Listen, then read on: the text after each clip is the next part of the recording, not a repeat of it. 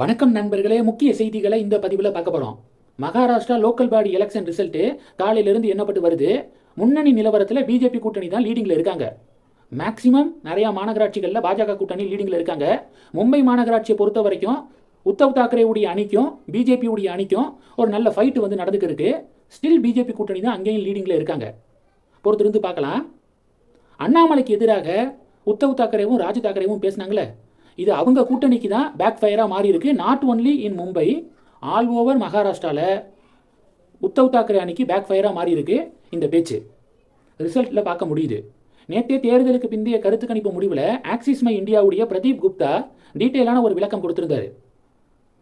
Numbers என்ன சொன்னார் அப்படின்னா, மும்பை மாநகராட்சியை பொறுத்த வரைக்கும் 130 இடங்களில் அட்லீஸ்ட் பிஜேபி கூட்டணி வார்டுகளை ஜெயிப்பாங்க அப்படின்னும், யூபிடி எம்என்எஸ் கூட்டணி மினிமம் 58 வார்டுகள், காங்கிரஸ் மினிமம் 12 வார்டுகள், அதர்ஸ் மினிமம் 6 வார்டுகள் அப்படின்னு சொல்லிட்டு நம்பர் கொடுத்துருந்தாரு.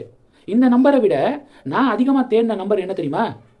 மராத்தியர்களுடைய வாக்குகளை யார் அதிகமாக அறுவடை செய்கிறது, நார்த் இந்தியன்ஸ் வாக்குகள் எந்த கூட்டணிக்கு அதிகமாக போக போகுது, சவுத் இந்தியன்ஸ் வாக்குகள் எந்த கூட்டணிக்கு போக போகுது அப்படிங்கிறத தேடி பார்த்தேன். அதில் பிரதீப் குப்தா என்ன தெரியுமா சொல்லியிருக்காரு? நார்த் இந்தியன்ஸுடைய வாக்குகள் டோட்டலாக பிஜேபி பக்கம் தான் விழுந்திருக்கு.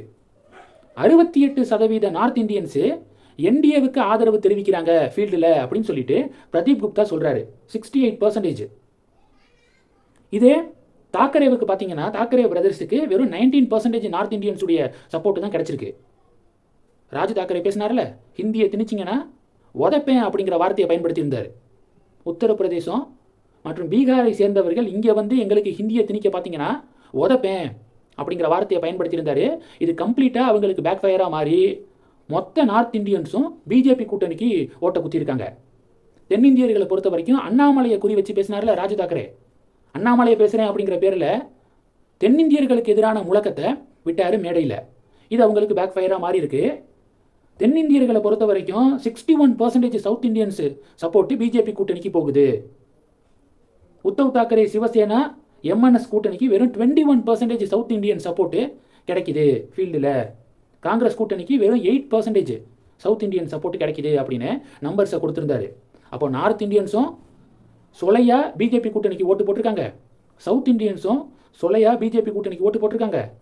குஜராத்தி மற்றும் ராஜஸ்தானி மக்களுடைய வாக்குகளை பொறுத்த வரைக்கும் 69% பார்த்தீங்கன்னா பிஜேபிக்கு தான் ஓட்டு போட்டிருக்காங்க. உத்தவ் தாக்கரேவுடைய அணிக்கு வெறும் 18%. அப்போது மராத்தி மக்களுடைய வாக்குகளை டோட்டலாக அறுவடை பண்ணுறதுக்காக தென்னிந்தியர்களுக்கு எதிராகவும் வட இந்தியர்களுக்கு எதிராகவும் ராஜ் தாக்கரே பேசினது அந்த கூட்டணிக்கு பெரும் பின்னடைவை ஏற்படுத்தியிருக்கு. மராத்தி வாக்குகளை பொறுத்த வரைக்கும், ஏன்னா மராத்தி மக்களை மையமாக வச்சு தான் தாக்கரே பிரதர்ஸு இந்த லோக்கல் பாடி எலெக்ஷனை கொண்டு போனாங்க.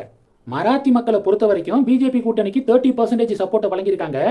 உத்தவ் தாக்கரேவுடைய அணிக்கு 49% சப்போர்ட்டை வழங்கியிருக்காங்க. காங்கிரஸுக்கு 8%, அதர்ஸுக்கு 13%.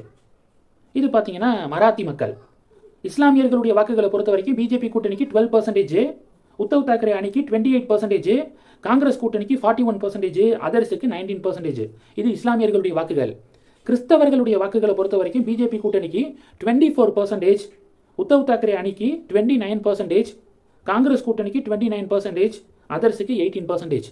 அப்போது முன்னாடி சொன்னது தான், மராத்தி மக்களுடைய வாக்குகளை பெற அண்ணாமலையை விமர்சிக்கிறேன் அப்படிங்கிற பேரில் சொந்த காசுலேயே சூனியம் வச்சுக்கிட்டாங்க ராஜ் தாக்கரேவும் உத்தவ் தாக்கரேவும் அப்படிங்கிறத பார்க்குறோம். ஸோ இதுதான், இதன் அடிப்படையில் தான் இப்போது இயர்லி ட்ரெண்ட்ஸு போய்க்கிருக்கு. மும்பை மட்டும் கிடையாது, ஆல் ஓவர் மகாராஷ்டிராவில் இந்த நிலவரம் தான் இப்போ நடந்துக்கிருக்கு அப்படிங்கிறத பார்க்குறோம். எக்ஸாக்ட் நம்பரை பொறுத்திருந்து பார்க்கலாம். இந்த டாப்பிக்கை பற்றி உங்களுடைய பார்வைகளை மறக்காமல் கமெண்ட் பண்ணுங்கள். தொடர்ந்து கணக்கில் இருங்க. அடுத்தடுத்து நிறையா பதிவுகளை பார்க்க போகிறோம். நன்றி. ஜெய் ஹிந்த்.